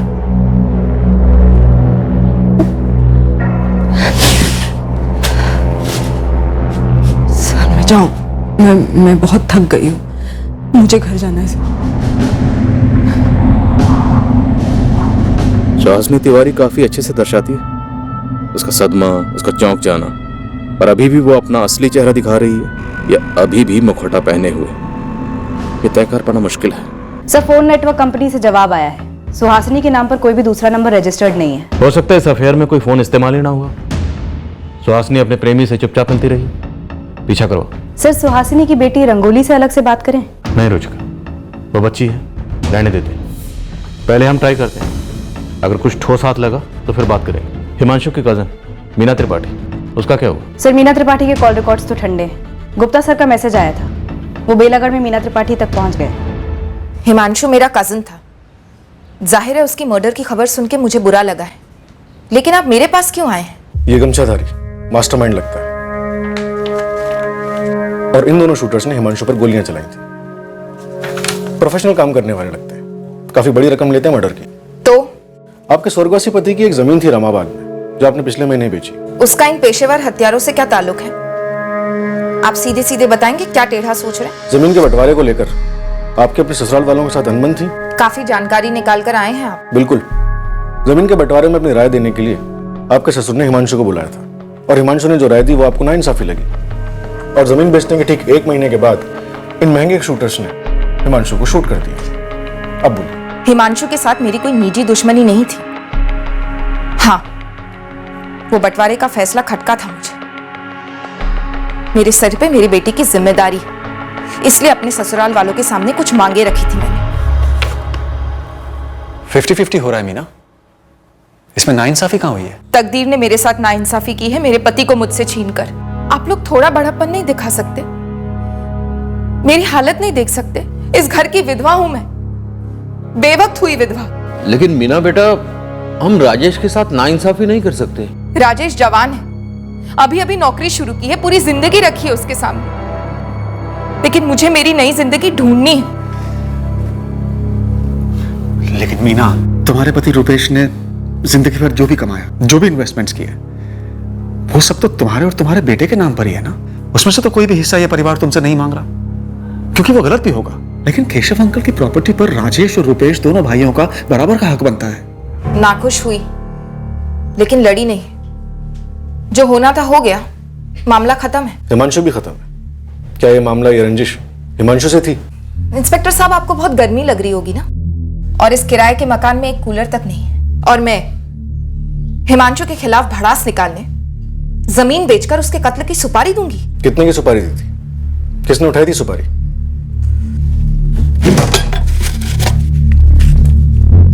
जमीन के पैसे सारे एफडीज में हैं, शॉर्ट टर्म। जैसे कोई ढंग का सस्ता फ्लैट मिल जाता है बेलागढ़ में, उन एफडीज को तोड़वाकर खरीद लूंगी। हिमांशु अगर दखल नहीं देता तो शायद आपको एक बड़ा हिस्सा मिल सकता था। किराए के मकान की जगह एक बड़ा आलीशान घर हो सकता था। कूलर तो छोड़िए, घर के अंदर एक एसी हो सकता था। मेरे पति रुपेश को छीनकर अगर तकदीर दखल नहीं देती तो हिमांशु की या किसी की भी दखल की गुंजाइश ही नहीं होती। और मुझे कितने भी लाख क्यों ना मिल जाते, रुपेश तो वापस नहीं आता ना। वैसे बदले के सुकून का कोई मोल नहीं होता। मेरा 10 साल का बेटा है, मेरी जान है वो। इतना संगीन जुर्म करके मैं उसकी जिंदगी के साथ खिलवाड़ नहीं कर सकती। आप गलत गलियां छान रहे हैं। जो गलियां हम छान रहे थे, अगर वो गलत थी तो वो कौन सी सही गली थी जहां हमें इस कत्ल की जड़ मिलती, और उस गली तक हम पहुंचते कैसे? ये सबसे बड़ा सवाल तलवार बनकर लटक रहा था हमारे सर पर। अनीता यादव के पति शरद यादव के खिलाफ भी हमें कोई संदेहजनक सुराग नहीं मिल रहा था। केस की शुरुआत से लेकर अब तक सुहासिनी ही मुख्य संदिग्ध रही थी और अब भी थी, लेकिन अभी तक उसके खिलाफ भी कील ठोकने वाला कोई सबूत हाथ नहीं लगा। ये दोनों शूटर हाफिज और यूनुस कई गैंग के लिए काम करते हैं, लेकिन अभी बिल्कुल हवा है। किसी भी गैंग के पास कोई खबर नहीं इनकी। और ये गमछाधारी ये सामने से निकल भी जाएगा और हम लोग यूं ही खड़े बात करते रह जाएंगे। कमाल है तुम लोगों का खबरी नेटवर्क। शूटर्स को तो छोड़ो, सुहासिनी पर क्या इन्फॉर्मेशन लेकर आए हो तुम लोग? जीरो। साहब एक उंगली डालूं क्या? अभी तक तो सारे 9 बॉल डाले हैं तुम लोगों ने। बोल। अरिहंत कॉलोनी के बाहर सुहासिनी के घर पर नजर रखे हम लोग, तो खुद तो कहीं आती जाती है नहीं, तो हमें लगा कि हो सकता है कि कोई इससे मिलने के लिए आता हो। तो कोई आता है? देखा तुम लोगों ने? सुहासिनी के नहीं साहब, सुहासिनी के घर के बगल वाले घर में एडवोकेट रीता मिश्रा के यहाँ प्रकाश सिंह लगभग डेली आता है। प्रकाश सिंह? जी मैडम। सर ये वही प्रकाश सिंह है जो रीटा मिश्रा के मौजूद था जब हिमांशु और सुहासिनी के बीच में झगड़ा हो रहा था। और सर शूट आउट के बाद भी क्राइम सीन पर ये दौड़ा दौड़ा आया था एडवोकेट रीटा मिश्रा के साथ। साहब प्रकाश सिंह का एक जमीन का मैटर है, एडवोकेट रीता मिश्रा के यहाँ वो इसी सिलसिले में आता है। और हिमांशु भी तो जमीन की डीलिंग करता था। वो तो आपने सुहासिनी के किसी प्यार का पता लगाने के लिए बोला था, तो मैंने सोचा कि रोज आते आते हो सकता है प्रकाश और सुहासिनी का कहीं कोई टाका पीट हो गया हो, या फिर ये भी हो सकता है कि प्रकाश का कोई पुराना लफड़ा हो हिमांशु के साथ जमीन को लेकर के। और होने को तो ये भी इत्तेफाक लगता है कि ठीक कत्ल की दोपहर प्रकाश सिंह वहीं था रीता के घर पे। सर ये रीटा मिश्रा ने मुझे बताया था कि कत्ल के ठीक पहले हिमांशु और सुहासिनी के बीच में जोरदार झगड़ा हुआ था। और फिर उसने एक थ्योरी भी पेश की थी कि शायद सुहासिनी ने यह झगड़ा जानबूझकर किया ताकि हिमांशु घर से बाहर जाए और मारा जाए। ये झगड़ा जानबूझकर किया गया हो हिमांशु जी को उकसाने के लिए, ताकि उन्हें गुस्सा आ जाए, उनका मूड ऑफ हो जाए और वो रोज की तरह जब बाहर निकलते हैं उसी टाइम पर बाहर निकले। सब बात तो बिल्कुल फिट बैठती है। ये रीटा मिश्रा मुझे उस दिन ऐसे जानकारी दे रही थी जैसे कोई कोर्ट में क्रॉस एग्जामिनेशन करके दलीलें पेश करता। पर हमें गुमराह करके रीटा मिश्रा को क्या मिलेगा? सर ये प्रकाश सिंह रोज एडवोकेट रीटा मिश्रा से मिलता है, वो भी उसके घर पर दोपहर में। सर ये हो सकता है कि प्रकाश सिंह और एडवोकेट रीटा मिश्रा इन दोनों ने मिलकर कोई साजिश रची हो।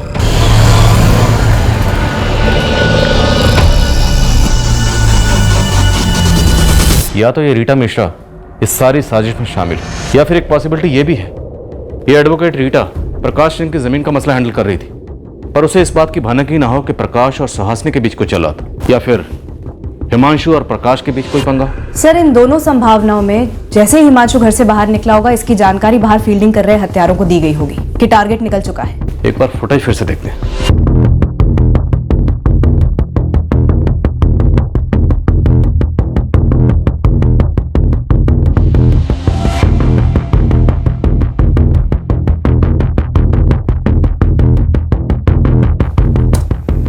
ये यूनुस और हाफिज, इन दोनों की बॉडी लैंग्वेज देखो, साफ दिख रहा है कि दोनों कंफ्यूज हैं। इन्हें पता ही नहीं है कि गोली कहाँ चलानी है, किस पर चलानी है। जब तक इनका ये मास्टरमाइंड गमछाधारी ने इशारा नहीं करता, उसके बाद ये गोली चलाते।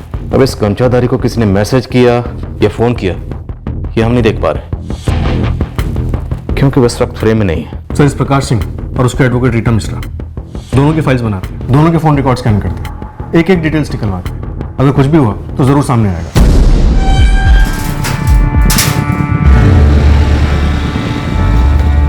प्रकाश सिंह का छोटा सा बिजनेस है यहीं अपने प्रतापगंज में। प्रकाश सिंह के मरहूम बाप दीनानाथ सिंह ने धंधा जमाया था, पर उसके टाइम से एक जमीन है, अच्छी प्रॉपर्टी है, जो कोर्ट के मामले में फंसी पड़ी है। एक ट्रस्ट थी गरीब औरतों को खैरात देने वाली, जिसकी कमेटी में ये प्रकाश का बाप दीनानाथ मेंबर था। जैसे जैसे साल गुजरे दीनानाथ करता धरता बन गया उस ट्रस्ट का, और वो प्रॉपर्टी उसने अपने नाम कर ली। ट्रस्ट का काम बंद पड़ा है सालों से, दीनानाथ भी चल बसा। फिर उस जमीन की देखभाल प्रकाश करने लगा। अब ट्रस्ट की कमेटी ने उस जमीन को लेकर केस ठोक दिया प्रकाश पे। इसी प्रॉपर्टी के केस में इस प्रकाश सिंह की वकील एडवोकेट रीता मिश्रा है। प्रकाश को रीटा टाइम टू टाइम सलाह देती हैं इसी केस पर। दरअसल सालों से रगड़ रहा है ये मामला। इसी केस के चक्कर में प्रकाश सिंह का रीटा के घर लगातार आना जाना लगा रहता है। ये हिमांशु भी प्रॉपर्टी की डीलिंग करता था, इस प्रकाश सिंह का उससे कोई कनेक्शन? हम भी वही देख रहे हैं सर, लेकिन अभी तक कोई कड़ी जुड़ी नहीं है। एडवोकेट रीटा मिश्रा, इसकी क्या स्टोरी है? सर रीटा मिश्रा सिर्फ हिमांशु की पड़ोसन थी और उसके कत्ल से रीटा मिश्रा को कोई फायदा होने वाला था, ऐसा अभी तक तो कुछ भी नहीं दिख रहा है। सर प्रकाश सिंह के फोन रिकॉर्ड्स चेक किए, उसके पड़ोसियों से भी बात की और अरिहंत कॉलोनी में सुहासिनी के अड़ोस पड़ोस में भी बात की। दोनों के बीच में एक बार भी हाय हेलो भी नहीं हुई है। इस प्रकाश सिंह और हिमांशु के बीच भी कोई कनेक्शन नहीं बैठ रहा है। नहीं सर, ऐसे किसी प्रकाश सिंह को मैं नहीं जानता और ना ही इस ट्रस्ट की प्रॉपर्टी के बारे में सुना है। रीटा मिश्रा को जानते हैं? जानता नहीं हूँ, नाम सुना है, हिमांशु की पड़ोसन है। वकील है शायद कोई सर। और ये प्रकाश उसका क्लाइंट है। उसी प्रॉपर्टी के सिलसिले में जब 15 सितंबर की दोपहर को हिमांशु सुहासिनी से झगड़ा करके घर से बाहर निकला और जिस वक्त उस पर हमला हुआ तब ये प्रकाश रीटा के घर में मौजूद था। सर आप कहना चाह रहे हैं कि उसने हिमांशु को मरवाया? अभी नहीं कह रहे, पॉसिबिलिटी है। इस पॉसिबिलिटी में कोई दम है, क्योंकि इस प्रकाश का ना तो हिमांशु से ना उसकी बीवी से और ना ही फैमिली के बाकी किसी मेंबर से कोई कनेक्शन दिख रहा है। सर ये महज एक इत्तेफाक हो सकता है कि जब हिमांशु पर गोली चली तब प्रकाश सिंह आसपास था, और ये भी एक इत्तेफाक हो सकता है कि प्रकाश सिंह की जमीन का मामला कोर्ट में अटका था और हिमांशु प्रॉपर्टी डीलर था। और अनिता यादव और उसका पति शरद यादव, उनसे कोई कनेक्शन हो सकता है? सर अभी तक तो नहीं दिख रहा है। हाँ असलम बोल। ये प्रकाश सिंह का हिमांशु और सुहासिनी के साथ क्या कनेक्शन है इसका तो पता नहीं चला साहब, लेकिन इस प्रकाश सिंह का गोली और बंदूक के साथ डायरेक्ट कनेक्शन है साहब। बंदे के पास लाइसेंस्ड गन है। किससे खतरा है प्रकाश को? लंबी कहानी है साहब। 2010 में प्रकाश सिंह का गन का लाइसेंस इशू हुआ था और 2011 में एक ऐसा वाकयात हुआ जिसे सुनकर आप भी चौंक जाएंगे। बोल असलम, हम चौंकने के लिए मरे जा रहे हैं। इस प्रकाश सिंह की जो प्रॉपर्टी है ना साहब, कोर्ट में जो फंसी हुई है, उस प्रॉपर्टी पर शूट आउट हुआ था।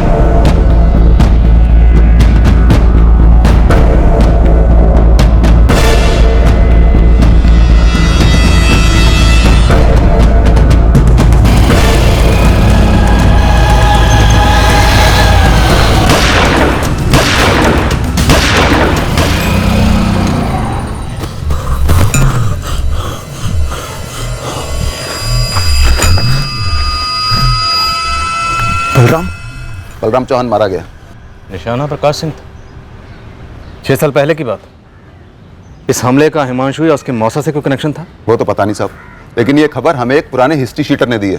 शूट आउट की लोकेशन प्रतापगंज है, तो किसी न किसी थाने में केस जरूर दर्ज हुआ होगा। गुप्ता, 2011 का केस है शूट आउट। निकलाओ केस फाइल। मैं क्राइम सीन के आसपास के सभी थानों से शुरुआत करता हूँ। असलम, पूरा जोर लगा दो, अपनी सारी फौज लगा दो इस काम के पीछे। पता करो इस प्रकाश सिंह का हिमांशु से या उसकी बीवी सुहासिनी से या अनिता यादव या उसके पति शरद यादव से कोई भी कनेक्शन। रविंद्रनगर police station.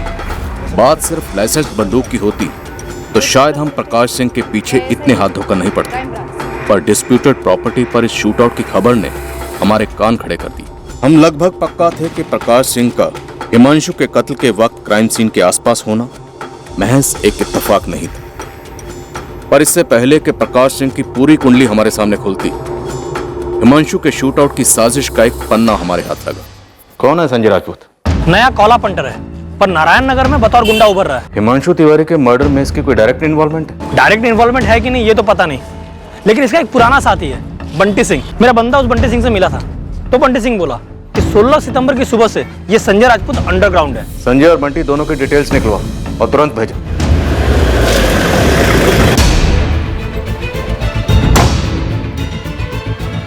चल बंटी सिंह जी, चल चाय खत्म कर और चुपचाप जाके पीछे वाली गाड़ी में बैठ जा। अरे साहब मैंने किया क्या है साहब? संजय राजपूत कहाँ है बंटी? संजय मुझे नहीं पता साहब।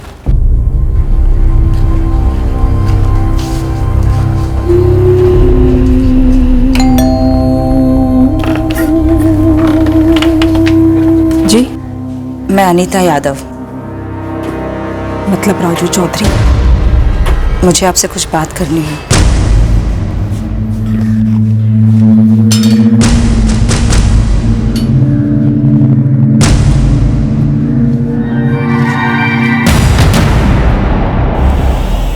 हिमांशु तुमसे बहुत प्यार करता था। एक सर्टिफिकेट ले आती साथ में। तुम जैसा सोच रही हो वैसा कुछ भी नहीं था। हम सिर्फ दोस्त थे। हाँ, राजू चौधरी, मुझे तुम्हारी हर बात पर पूरा यकीन है। मुझे तो ये तक नहीं पता था कि हिमांशु ने मेरा नंबर किसी और के नाम से सेव किया है। लेकिन ये तो पता था ना कि तुम एक घर तोड़ रही हो, एक बच्ची को अपने बाप से अलग कर रही हो। पता था ना तुम्हें? शर्म नहीं आई तुम्हें? मैंने कहा ना तुमसे कि ऐसा कुछ भी नहीं था, हम सिर्फ दोस्त थे बस। 12 साल से साथ में हूँ हिमांशु के, उसके हर दोस्त को जानती हूँ। पुलिस को भी यही शक था कि मेरा और हिमांशु का अफेयर था, लेकिन ये सच नहीं है। और सुहासिनी, हिमांशु तुमसे नाखुश नहीं था, वो तो बस तुम्हारी शक करने की वजह से परेशान था। वो तुम्हारे और रंगोली के साथ एक सुखी जीवन बसर करना चाहता था। और सुहासिनी, मैं भी शादीशुदा हूँ। हम दोनों बस बातें करते थे, कभी शादी वादी का ख्याल तक नहीं आया। शायद हिमांशु की मजबूरी रंगोली थी, तुम्हारी मजबूरी तुम्हारा पति। किसी की कोई मजबूरी नहीं थी। हिमांशु बस तुम्हारी शक करने की वजह से परेशान था। उसे लगता था कि तुम उस पर यकीन ही नहीं करती। वो हमेशा चाहता था कि वो वक्त कभी वापस आ जाए जो तुम दोनों ने साथ में बिताया था शादी के शुरुआत के सालों में। मैं भी एक औरत हूं, महसूस कर पाती थी जब वो बातें करता था तुम्हारे बारे में कि वो तुमसे कितना प्यार करता है। हिमांशु का तुम्हारे लिए प्यार कभी खत्म नहीं हुआ, कभी नहीं। लेकिन शक और प्यार धूप और छांव जैसे होते हैं, एक साथ कभी नहीं रह सकते। चलती हूँ।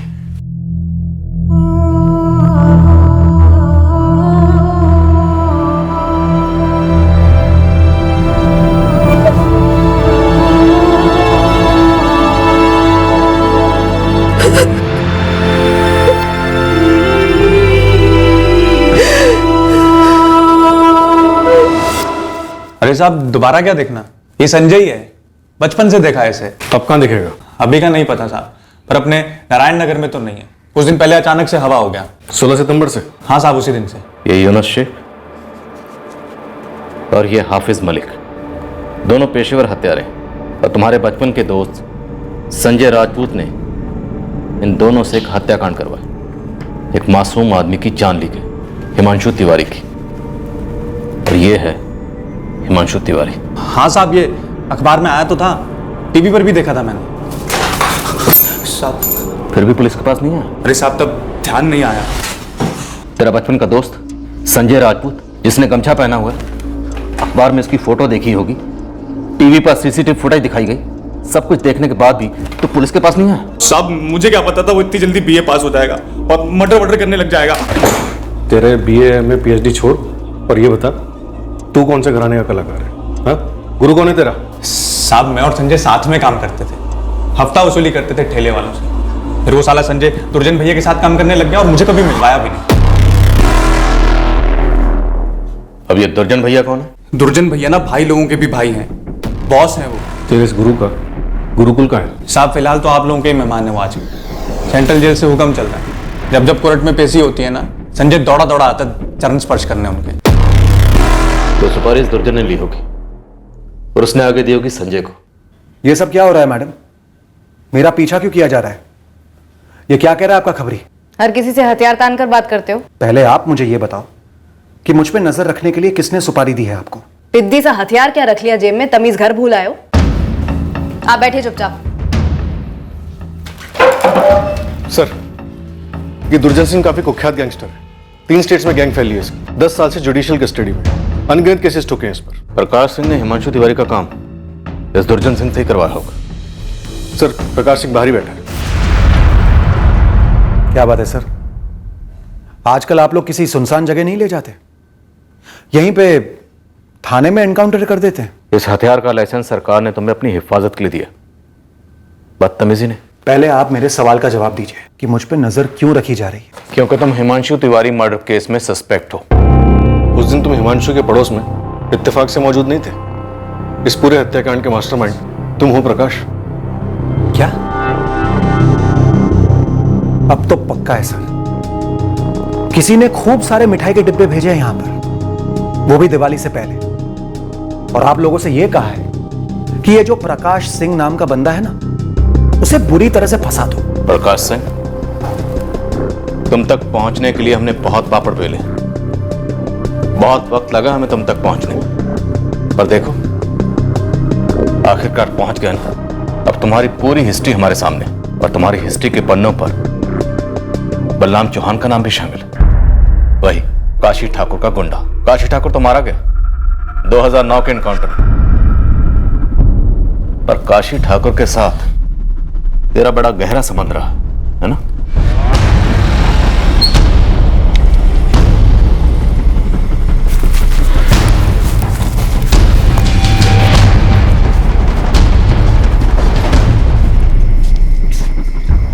हाँ प्रकाश, बैठ। मैं ये गन जरूर रखता हूं अपने साथ, लेकिन गोली वोली नहीं चलाई लोगों पे। ये हथियार, ये लाइसेंस, ये सिर्फ अपनी सुरक्षा के लिए है। जावेद की कनपट्टी पे जो घोड़ा रखा था वो कौन सी सुरक्षा थी? कारण है साहब, और हम वो कारण जानना चाहते हैं। आपने 2011 में हुए शूटआउट के बारे में पता तो करवाया, जिसमें बलराम मारा गया था, लेकिन शायद आप लोग ये नहीं जानते हैं कि 2012 में भी एक शूटआउट हुआ था, वो भी ठीक मेरे घर के बाहर ही।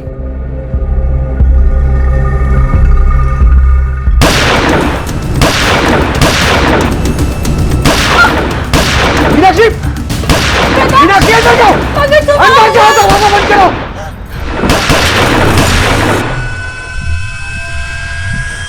हाँ, तब मैंने 4 गोलियां चलाई थी जवाब में, सिर्फ अपने बचाव के लिए। तुम काशी ठाकुर के लिए क्या काम करते थे? कोई काम वाम नहीं करता था मैं काशी ठाकुर से सिक्योरिटी मांगने गया था। मेरी जान को खतरा था। अब खतरा छू भी नहीं सकता तुझे, और डरने की कोनो जरूरत भी ना है। हमारे आदमी सिक्योरिटी बन के खड़े रहेंगे तुम्हारे पास। 24 घंटे साथ होंगे। तेरी जो प्रॉपर्टी है वहां हमारा आदमी बलराम, ये बलराम अपना गोडाउन बनाएगा, हलचल रहेगी, लोगों का आना जाना रहेगा, उसमें तेरी सुरक्षा बनी रहेगी। अगर तुम्हारी जान को वाकई खतरा था और तुम्हें प्रोटेक्शन की जरूरत थी तो तुम्हें पुलिस के पास आना चाहिए था, लेकिन तुम गए एक गुंडे के पास। सर, अगर आपको इंफॉर्मेशन चाहिए थी हिमांशु तिवारी मर्डर केस में, तो आपने मुझे क्यों नहीं बुलाया? किसी खबरी को क्यों लगाया मेरे पीछे? ज्यादा स्मार्ट ना बनो प्रकाश सिंह। हमारी क्या औकात ये स्मार्ट वार्ड बनने की? स्मार्ट तो आप पुलिस वालों की ये वर्दी बना देती है लोगों को। जानते हैं, मुझ पर जब हमला हुआ था तो वो लोग भी वर्दी में थे। किसी के बाप को पता नहीं चला कि वो लोग पुलिस वाले नहीं, गैंगस्टर है। ये हमला हिमांशु ने करवाया था तुम पर? नहीं सर, देखिए, मैंने पहली बार हिमांशु तिवारी के बारे में 15 सितंबर को सुना, और देखा भी उसे पहली बार 15 सितंबर को ही, वो भी जब वो बेचारा मरा पड़ा था। मेरा हिमांशु तिवारी से दूर दूर तक कोई लेना देना नहीं था सर। तो फिर काशी ठाकुर से तुमने प्रोटेक्शन क्यों ली, और उसके एनकाउंटर के बाद दुर्जन सिंह से ली, और दुर्जन सिंह को सुपारी दी हिमांशु को मारने के लिए? क्या क्या क्या? मैंने दुर्जन सिंह को सुपारी दी हिमांशु को मरवाने की? मैडम, आप लोगों का बहुत बड़ा वाला क्रॉस कनेक्शन लगा है क्या सर? आपने इतना कुछ पता करवाया मेरे बारे में, लेकिन यह पता नहीं कराया कि मुझ पर जो हमले हुए थे वो दुर्जन सिंह ने ही करवाए थे, मेरी उसी प्रॉपर्टी के लिए जिस पर अभी भी केस चल रहा है। और मैं काशी ठाकुर से मदद इसीलिए मांगने गया था क्योंकि दुर्जन सिंह और काशी ठाकुर जानी दुश्मन थे। दुर्जन सिंह मुझे बहुत परेशान कर रहा था, धमकी दे रहा था मेरी प्रॉपर्टी छोड़ने को।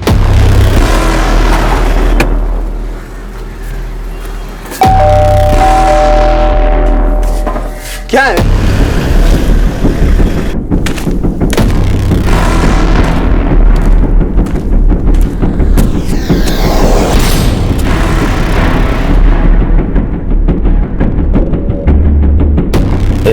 पैर छुबे।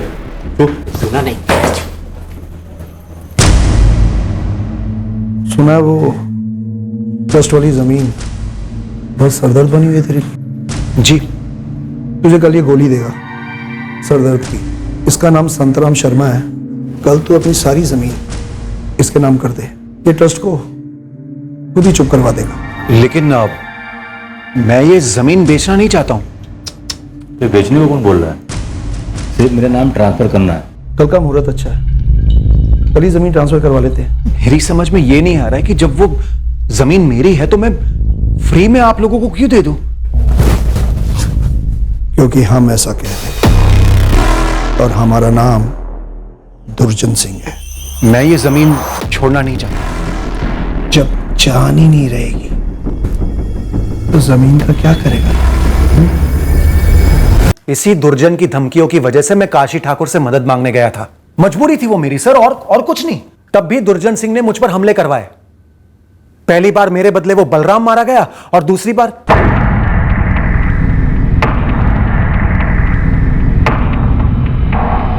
सर कहीं ऐसा तो नहीं कि इस बार भी दुर्जन मुझे और मेरे बदले वो हिमांशु? प्रकाश ने जब हमें बताया कि वो 2 बार पहले भी दुर्जन सिंह के हमलों से बच गया था, तब हमें और प्रकाश को भी ये बात खनकी कि क्या तीसरी बार भी वो अपनी मौत को टाल पाएगा।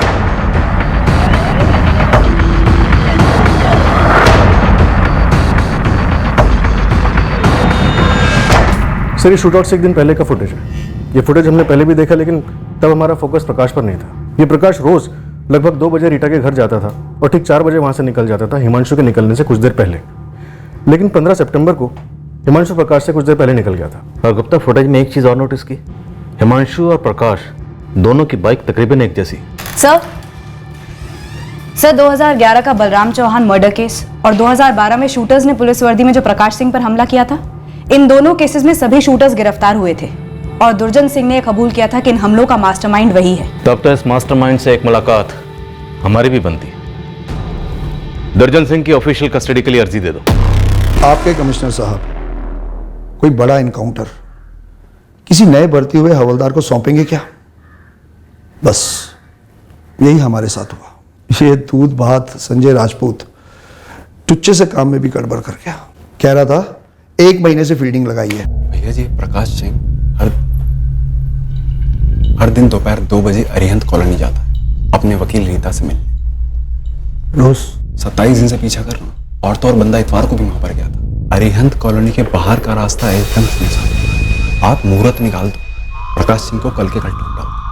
हमारी कोर्ट में अगली पेशी कब है? अगले हफ्ते भैया।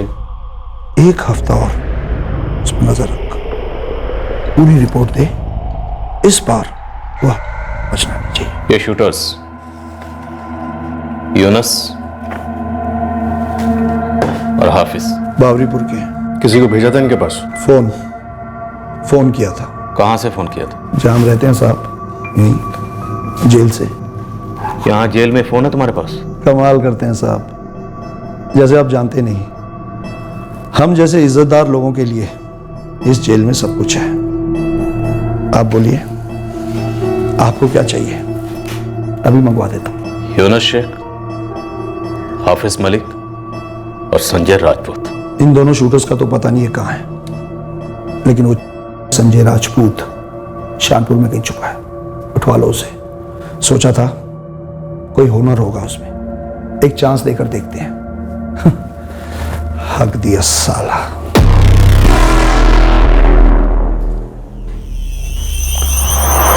पंडित जी, एक फोन का इंतजाम कर दीजिए। कहाँ है गधे के बच्चे? भैया जी मिस्टेक हो गई मुझसे। अबे अंधे, तुझे उस आदमी और प्रकाश में कोई फर्क ही नहीं दिखा? मालिक, वो आदमी उसी वक्त निकला गेट से। दूर था, मुझे लगा प्रकाश सिंह है। कपड़े भी सेम पहने हुए थे, मैंने कर दिया इशारा।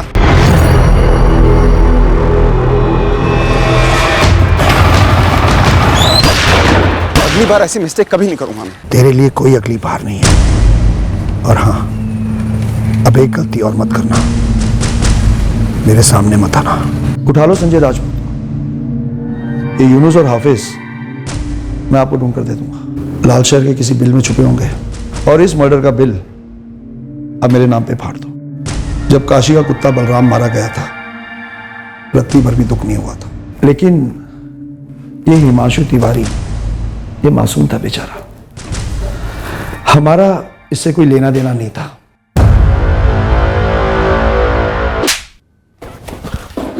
तुम्हारे जैसे लोग इस समाज के लिए दीमक है, कैंसर। एक ही इलाज है तुम लोगों का, एनकाउंटर। पर नसीब अच्छे हैं तुम्हारे कि हमारे हाथ कानून से बंधे। गलती मतलब? वो किसी और को मारने आए थे, लेकिन जिसने शूटर्स को इशारा करना था उसने पहचानने में गलती कर दी। उसने गलती से हिमांशु को अपना निशाना समझ लिया। पर किसे मारना चाहते थे वो लोग तो अपने टारगेट प्रकाश सिंह की दिनचर्या पर नजर रखे हुए थे। हिमांशु को तो वो जानते तक नहीं थे। काश उस दिन हिमांशु ने चाय खत्म की होती। थोड़ी देर के बाद घर से निकलते थे।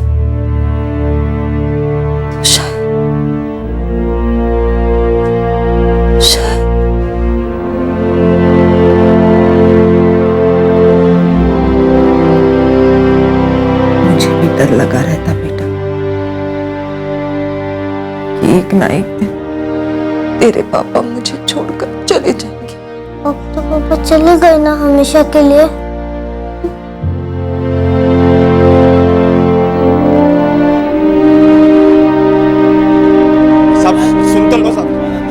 संजय राजपूत, जिसने दुर्जन सिंह के कहने पर प्रकाश सिंह को मारने का पूरा प्लान बनाया था, वो हमें शानपुर से मिला। और हाफिज मलिक, 2 शूटर्स में से एक हमें लाल शहर से मिला, और दूसरा शूटर यूनस शेख भी बहुत जल्द हमारी गिरफ्त में आ गया। हिमांशु तिवारी बेवजह मारा गया और हमने उसकी जिंदगी के हर पहलू, हर रिश्ते, हर रंजिश को उसके कत्ल का संभव मकसद समझकर टटोला, बाल की खाल की, जबकि हकीकत यह थी कि हिमांशु तिवारी गलती से मारा गया था। मिस्टेकन आइडेंटिटी का यह कोई पहला केस नहीं था हमारा, और यह भी कोई पहली बार नहीं हो रहा था कि दुर्जन सिंह जैसे जुर्म के बाहुबली ने जेल में बैठकर ही मौत का फरमान सुनाया था और मासूम जिंदगियों के साथ भयंकर खिलवाड़ हुआ था। हमें शर्मिंदा होना चाहिए, और हम शर्मिंदा हैं कि ऐसे अपराधी हमारी नाक के नीचे पनपते हैं, और हम जवाबदेह हैं इस कड़वे सच के लिए। यहां कानूनी प्रक्रिया कछुए की चाल से चलती है और छटे हुए बदमाश निरंकुश उधम मचाते हैं। हमें उन तमाम बेलगाम अपराधियों के दिलों में कानून का खौफ बिठाना हो, ताकि सामान्य जन समुदाय कानून और कानून के रखवालों पर पूरा भरोसा कर सके। हमें अपनी वर्दी की गरिमा को बनाए रखने के लिए इस वर्दी के कर्तव्यों को 100% पूरा करना होगा। जब तक ऐसा वास्तविक तौर पर हर रोज हर पल नहीं होगा, तब तक हम सुरक्षा का केवल एक चिन्ह बनकर रह जाएंगे, कवच कभी नहीं बन पाएंगे।